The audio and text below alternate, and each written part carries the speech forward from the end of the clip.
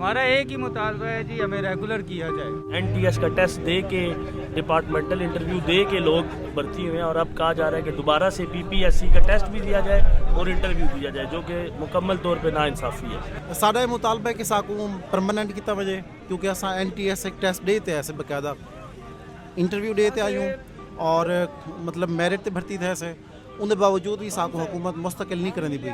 मतलब एक साडा हक है जरा साकू दिता वजे। 11,000 टीचर्स हैं, 4,000 एजुकेशन ऑफिसर्स हैं, इनके ख़ानदानों का मसला रोज़ी रोटी का मसला है। 7 साल से सर्विस कर रहे हैं और सर्विस करते हुए अभी तक ये परमानेंट नहीं हुए। 2012 से पहले जितने भी एसएससीज आए हैं वो सारे के सारे टेस्ट के बगैर आए हैं और टेस्ट दिए बगैर और बगैर किसी रुकावट के वो रेगुलर हो गए हैं।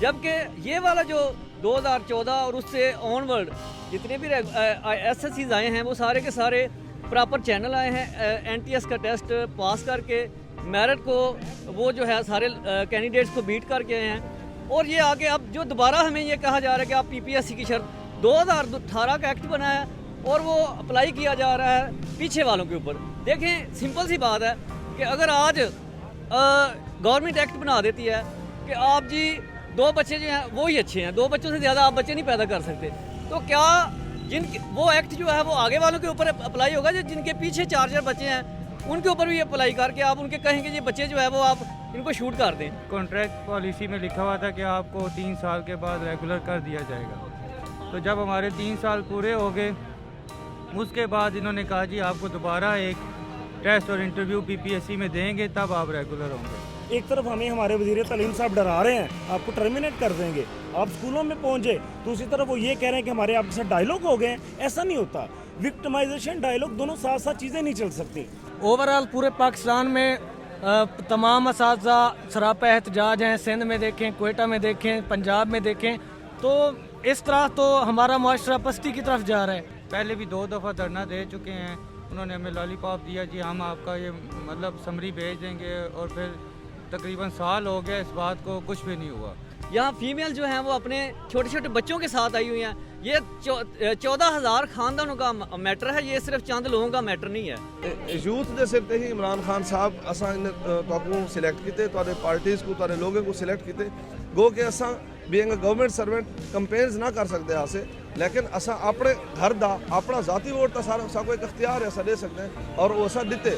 हम लोग जो टेस्ट दे के आए हैं उसका मेरिट था 50% और हमारे जो एईओज हमारे साथ भर्ती हुए हैं, हमारे तमाम एईओज ने जो टेस्ट पास किया उसका मेरिट था 60%।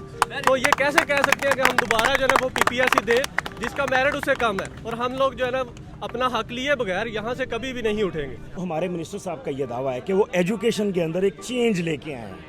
वो ये बताएं इस चेंज को पॉलिसी और फील्ड में इम्प्लीमेंट करवाने वाले कौन लोग हैं? वो ये लोग हैं।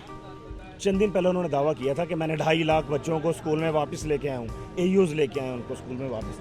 वही एईओज आपसे अपना हक मांग रहे हैं। मसला उस कानून के पास होने का है या मसला उसकी इंटरप्रिटेशन का है जो ये हुकूमत कर रही है? मसला मैं समझता हूँ कि उस ऑर्डिनेंस के इंटरप्रिटेशन का है जिसको हुकूमत समझ नहीं रही है। अगर ये मामला कोर्ट में चला जाए तो मैं बड़े वसूख से कह सकता हूँ कि ये बहुत जल्द इसका फैसला भी हो जाए, लेकिन फैसला होने के बाद भी हमारी ये गवर्नमेंट उसको मानेगी नहीं।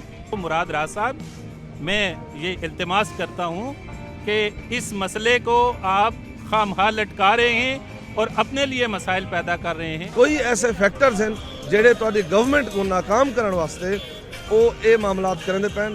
क्या लाज दे विच कोई रुकावट घिन के आ वजना, मामलात दे लोग रोड ते आ वजन, धरने ते सड़कें ते आ वजन, इन चीज़ को पिन पॉइंट तो को पकड़ो। आज हमको कह रहे हैं दोबारा टेस्ट दें। अगर वज़ीर आला उस्मान बुज़दार साहब सीट छोड़कर दोबारा इलेक्शन लड़ते हैं तो हम भी दोबारा टेस्ट दे देते हैं। Very good. उस तरफ जाते हैं, हमें कहते हैं दोबारा टेस्ट दें, क्यों दें, किस बुनियाद पर दें?